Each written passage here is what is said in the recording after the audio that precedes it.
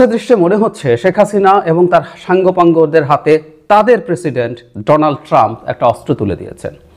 হ্যাঁ, ডোনাল্ড ট্রাম্পকে তারা এখন প্রেসিডেন্ট মানেন বলেই মনে হয়। তাদের একজন প্রধানমন্ত্রী আছে, নরেন্দ্র মোদী, একটা প্রেসিডেন্টও তারা সাম্প্রতিক সময়ে পেয়েছেন এবং এই প্রধানমন্ত্রী এবং প্রেসিডেন্ট মিলে ডক্টর ইউনূসের সরকারকে ঝেঁটিয়ে বিদায় করবেন বা ভবিষ্যতের সরকারকে ঝেঁটিয়ে বিদায় করে তারা দেশে ক্ষমতা দখল করবেন, এসব খোয়াব টোয়াব দেখছেন। যাই হোক, ডোনাল্ড ট্রাম্প বাংলাদেশে গণতন্ত্র শক্তিশালীকরণের নামে একটা ফান্ড নিয়ে কিছু মন্তব্য করেছেন, সেটা নিয়ে মনে হচ্ছে তাদের বিরাট ঈদ লাগছে। আমি দেখছি অনেকেই ফেসবুকে লিখছে, তাকে ট্যাগ করছে, তাকে প্রশ্ন করছে 29 মিলিয়ন ডলার, যেটা টাকার অঙ্কে 350 কোটি টাকার মতো, সেটার কে কত পেল। ইভেন আমি আমার মন্তব্যেও দেখছি আমি কিছু পেয়েছি কিনা, পেলে কত পেয়েছি, কেউ খুব কনফিডেন্টলি বলছেন পেয়েছি, কত পেয়েছি, ইত্যাদি ইত্যাদি।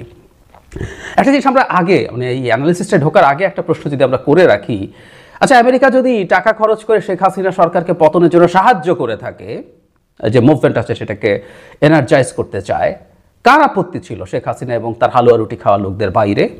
কারো কোনো আপত্তি ছিল না। কারণ আমেরিকা যখন নানান পদক্ষেপ নিচ্ছিল 2022-এর শেষ থেকে, র্যাবের পরে স্যাংশন, এরপর ভিসা পলিসি ঘোষণা সহ নানান রকম চাপ তারা তৈরি করছিল বিভিন্ন সময়ে, বিভিন্ন পর্যায়ে, প্রত্যেকে দ্ব্যর্থহীনভাবে সমর্থন করেছে শেখ হাসিনার হালুয়া রুটি খাওয়া লোকজন ছাড়া। তো সুতরাং এটা বলে তারা কি অর্জন করছে আমি আসলে জানি না। যাই হোক, তারপরও ট্রাম্পের এই উক্তিটা নিয়ে একটু কথা বলা দরকার।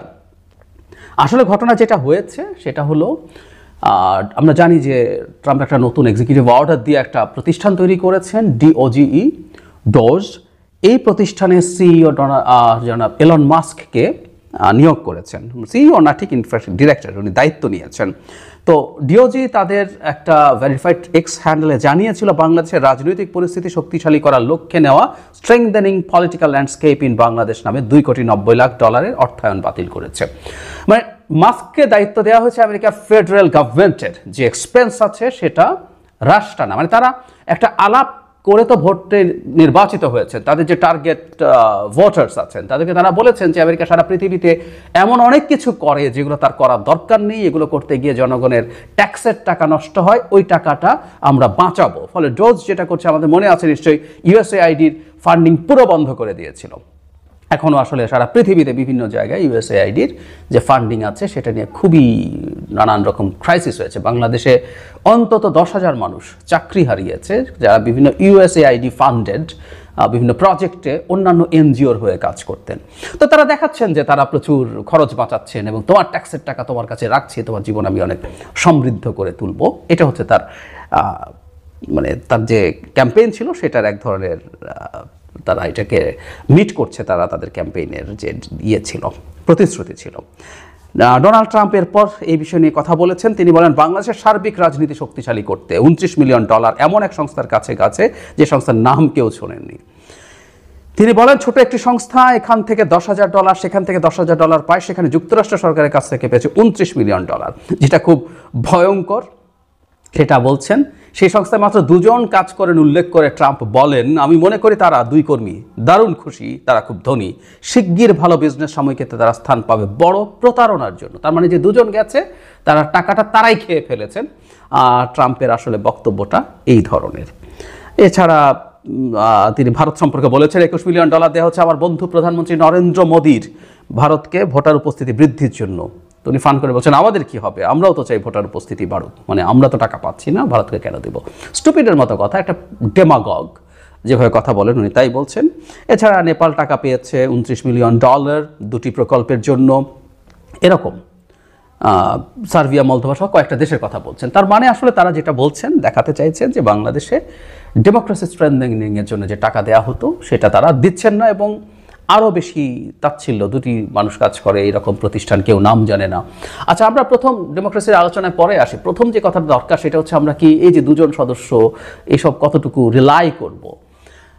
ট্রাম্প এবং মাস্ক পৃথিবীতে যে রাইটিস্ট রাজনীতির সিরিয়াস উত্থান ঘটছে তারই একটা বহিঃপ্রকাশ। সুতরাং তারা লিবারেল যে মিডিয়া আছে এতদিন পর্যন্ত আমেরিকার মতো জায়গাতেও যে ওয়েল অ্যাকসেপ্টেড মিডিয়া, যেগুলো গ্লোবালি অ্যাকসেপ্টেড, আমি ওয়েল অ্যাকসেপ্টেড বলতে এটা বোঝাচ্ছি না তারা নিখুঁত, পৃথিবীতে নিখুঁত বলে কোনো মিডিয়া নাই, কিন্তু এই ওয়েল অ্যাকসেপ্টেড মিডিয়াগুলোকেও তারা ডিনাউন্স করে এবং তারা বলতে চায় যে এগুলো আদতে জেনুইন তথ্য পাবলিশ করে না।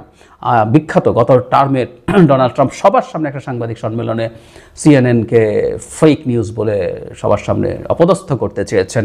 নট অনলি দ্যাট, আমি কয়েকদিন আগে এলন মাস্কের একটা টুইট দেখলাম, সেখানে তিনি রয়টারের বিরুদ্ধেও তারা প্রচুর কঠোর হচ্ছেন এবং রয়টার্সকেও তারা ডিসইনফরমেশন এবং মিথ্যা তথ্যের জন্য অ্যাকিউজ করছেন। এলন মাস্ক এটাকে সেকেন্ড বলছেন next to AP, associated press. মজার ব্যাপার, উনি অ্যাসোসিয়েটেড প্রেসকে, এপিকে অ্যাসোসিয়েটেড প্রোপাগ্যান্ডা বলছেন এপির এলাবোরেশন করতে গিয়ে। আমরা বুঝতে পারি যে তারা আদতে তাদের মতো তথ্য ফ্লাডেড করতে চান, সেই কারণে তাদের নতুন নতুন মিডিয়া তারা তৈরি করবেনও। অলরেডি একটা মিডিয়া তাদের হয়ে কথা বলেন বলে তারা ফক্স নিউজের কথা বলছে, সেটাকে রিলাই করছেন। সুতরাং মিথ্যাচারের ওপরে তাদের আসলে সব কিছু নির্ভরশীল।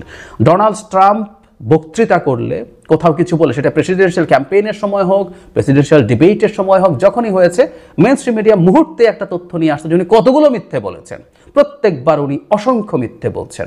সেই মিথ্যাবাদী, মিথ্যাচার যাদের না রাজনৈতিক টুল, এই ধরনের ফালতু রাইটিস্ট এবং তারা ফ্যাসিস্ট হয়ে উঠছেন, এই লোকজনের মিথ্যে আসলে একটা বিরাট অস্ত্র, এটা আমরা সবাই জানি। সো এই তথ্য দুজন কিনা না কিনা সেটা খোঁজাখুঁজি বাদ দিয়ে আমরা তাদেরকে এভাবে একটু দেখতে চাই। কিন্তু যে জায়গাটা আসছে ডেমোক্রেসি স্ট্রেংথেনিংয়ের ব্যাপারে, হ্যাঁ আমেরিকায় খরচ করেছে, ইউএসএআইডি বা অন্যান্য ফান্ড থেকে যেখান থেকে এখানে টাকা এসে সেটা দেখানোও সম্ভব। এখন এটাকে আমাদের কাছে যেটা আমাদের বুঝতে হবে সেটা হচ্ছে এই যে সো-কল স্ট্রেংথেনিং ডেমোক্রেসি, এটা আমেরিকার চ্যারিটি না, বহুদিন বলেছি। বিশেষ করে 2022 সালের শেষে যখন র্যাবকে স্যাংশন দেওয়া হয়, তারপর যখন ভিসা পলিসি, আমি প্রচুর আমার এই চ্যানেলে কথা বলেছি, টকশোতে কথা বলেছি, সেটা হলো আমেরিকা এখন লিবারেল ডেমোক্রেসিকে তারা চায় যে এটা আপহোল্ড করুক, এটা স্প্রেড করুক, এটা স্ট্রেংথেন হোক। কারণ তারা দেখেছে, এটা সবাই জানি যে আমরা লিবারেল ডেমোক্রেসির সাথে এক ধরনের ইললিবারেল ডেমোক্রেসিও আছে এখন উল্টোভাবে বলতে গেলে। আর ট্রাম্প সেই সোকল্ড, তারা তো আর পুরোপুরি স্বৈরাচারী বলে ফেলতে পারছে না, একটু ইললিবারেল, তারা এটুকু মেনে নেবেন নিশ্চয়ই। এই ইললিবারেল ডেমোক্রেসি টার্মটা ভিক্টর অরবান হাঙ্গেরির, তিনি আসলে বলতেন প্রচুর। সো লিবারেল ডেমোক্রেসির সাথে বিল্ট ইন হচ্ছে হিউম্যান রাইটস, বিল্ট ইন হচ্ছে ফ্রিডম অফ এক্সপ্রেশনস। সো এগুলো যখন থাকে তখন যেটা দাঁড়ায়, ওই সব দেশ এই জিনিসগুলোর বাইরে দাঁড়াতে চায়, বাইরে যেতে চায়, তারা তখন এই জিনিসটাকে ঠিকঠাক মতো করতে পারে না। আমরা সরাসরি যদি বলি চায়না যে ধরনের ব্যবস্থা দেখতে চায়, এগুলো তার উল্টো। ফলে এগুলো তৈরি করে, এগুলো স্প্রেড করিয়ে, এগুলোকে স্ট্রেংথেন করিয়ে মূলত চায়নাকে কমব্যাট করার চেষ্টা আমেরিকা করেছে। বিশেষ করে বাইডেন প্রশাসনের সময় এটা বেড়েছে, কারণ হলো এর আগের 4 বছরে ট্রাম্পও এখনকার মতো এত অ্যাগ্রেসিভ না হলে মোটামুটি উনি এই জায়গাগুলোর ক্রিটিক করতেন। ফলে এই ডেমোক্রেসি ডেভেলপ করানোর চেষ্টা, লিবারেল ডেমোক্রেসি ডেভেলপ করানোর চেষ্টা আমেরিকার কোনো লুকোছাপার বিষয় না। সুতরাং যে ফান্ড এসছে, সেই ফান্ড তো দুজন খেয়ে ফেলেছে, এটা ট্রাম্প তার পপুলিস্ট অ্যাটিটিউডে বলছে। কিন্তু এই টাকাগুলো বিভিন্ন জায়গায় গেছে, বিভিন্ন প্রতিষ্ঠানের কাছে গেছে যারা আসলে এই রিলেটেড কাজ করেছে। এখন এই টাকার কত পার্সেন্ট খরচ হয়েছে, এটার কি বেনিফিট হয়েছে, সেটা আরেক ডিবেট, সেই ডিবেটও আমরা এখন ঢুকছি না। কিন্তু এগুলো তাদের ঘোষিত অবস্থান, ঘোষিত নীতি। আমি আগে বহুবার বলেছি যে ইভেন 70s 80s আমেরিকা তার স্বার্থের জন্য ডিক্টেটরদেরকে আসলে প্রমোট করতো, কারণ তারা দেখেছে লিবারেল ডেমোক্রেসি যদি থাকে তাহলে সেই লিবারেল ডেমোক্রেসিটা কমিউনিস্ট আন্দোলনকে, কারণ তখনকার স্বপ্নিক ইয়াং এনার্জেটিক ব্রিলিয়ান্ট তরুণরা রীতিমতো মেসমারাইজড হয়েছিল কমিউনিজম দিয়ে, তখন কমিউনিজম মাথা চাড়া দিচ্ছে, সে তারা ঠেকানোর জন্য তারা ডিক্টেটর আনতো। আইয়ুব খানকে এনেছে, এই অঞ্চলকে তুমি সাইজ করে রাখো, তুমি ক্ষমতায় থাকো এবং তুমি কমিউনিস্টদের বিরুদ্ধে ক্র্যাকডাউন চালাও। এভাবেই একটার পর একটা ডিক্টেটর এই অঞ্চলে বিভিন্ন জায়গায় তারা তৈরি করেছে। মজার ব্যাপার 90s তাদের এই প্রয়োজন ফুরিয়ে গেছে, কারণ সোভিয়েত ইউনিয়নের পতন হয়েছে এবং আমরা তখন দেখব পৃথিবীর বিভিন্ন দেশে ডিক্টেটরদের পতন হয়েছে এবং ওই সময় ডেমোক্রেসির একটা বিরাট জোয়ার দেখা গিয়েছিল। এই যে আর্লি 90s থেকে প্রায় 10 বছরের মতো এই যে হান্টিংটনসের যে ওয়েভ অফ ডেমোক্রেসি বলে, ওটার যে হাই টাইডটা ছিল ওর সময় কিন্তু একটা সিগনিফিক্যান্ট, এটা কারণ সেটা সেই আমেরিকায় তার স্বার্থ যখন এরকম ছিল, তখন এখন যখন এরকম আছে তখন এটাই করবে, আমেরিকা তার স্বার্থে করবে। বহুবার বলেছি আমাদের সুবিধা হচ্ছে তার স্বার্থ আর আমার স্বার্থ যেখানে একসাথে কাজ করে, তাই আমেরিকার যে কোনো চেষ্টা আমাদের ডেমোক্রেসিকে স্ট্রেংথেন করার জন্য সেটা আমরা সমর্থন করেছি। শেখ হাসিনা এইভাবে ক্ষমতায় থাকুক আমেরিকা চায় নাই, আমরাও চাই নাই। সো এটা মিলে গেছে। আমেরিকার ওই জিনিসগুলো আমাদের নিজস্ব চেষ্টা, আমাদের নিজস্ব মুভমেন্টকে স্ট্রেংথেন করবে, মানে তারা ক্যাটালাইজ করবে, সেই জন্য আমরা সেটাকে ওয়েলকাম করেছি। কোনোদিন মনে করি নাই যে আমেরিকায় সরকার ফেলে দেবে, আমি অন্তত মনে করি নাই, বলি নাই, বলেছি আমাদের সাহায্য করবে আমাদের মুভমেন্টকে, সেটাকে আমরা মানে সিরিয়াসলি এটাকে সাপোর্ট করি নেই। সুতরাং ওর জন্য ফান্ডিং আছে, এতে সমস্যার কিছু নাই। এখন যেটা হয়েছে তারা তাদের ডোমেস্টিক ভোটারকে দেখাতে চাইছে যে দেখো আমরা এই খরচগুলো করবো না, কি দরকার আমার এগুলো করার। বিশেষ করে তার যে টার্গেট পিপল সেটা হচ্ছে white, less educated, rural Americans. তাদেরকে তারা এই জিনিসটা দেখাতে চেয়েছে, জানাতে চেয়েছে।